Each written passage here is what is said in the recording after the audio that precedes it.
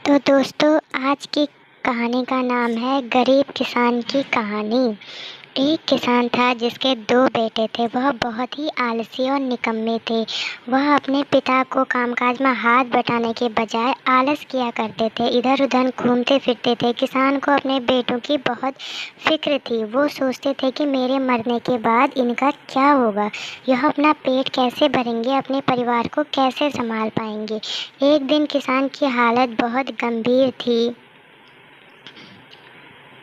तभी किसान ने अपने दोनों बेटों को बुलाकर उनसे कहा कि हमारे खेत में एक खजाना गड़ा हुआ है, लेकिन वह किस जगह है इसकी जानकारी मुझे भी नहीं है। लेकिन खोदने के बाद तुम्हें वो खजाना मिल जाएगा। इतना कहकर किसान भगवान को प्यारे हो गए। खजाने की बात सुनकर दोनों बेटों के मन में लालच जाग गया। दोनों खेत पर चले गए और खेत को खोदने लगे। खजाने के लालच में कुछ ही दिनों में पूरे खेत को खोदने के बाद वह घर जाकर बैठ गए और अपने पिता को कोसने लगे। इसी तरह कुछ महीने बीत गए और वर्षा ऋतु का आगमन हुआ।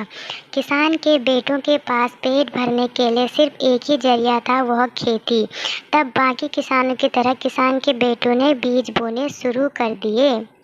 वर्षा का पानी पाकर बीज अंकुरित हुए और देखते ही देखते खेत लहराने लगे। ऐसा लग रहा था कि हवा के झोंकों से लहरा रहे हों। यह देखकर किसान के बेटे बहुत खुश हो गए। उनको समझ आ गया कि परिश्रम ही सच्चा धन होता है, और वो उसी तरह अपने पिता के शब्दों का मूल भी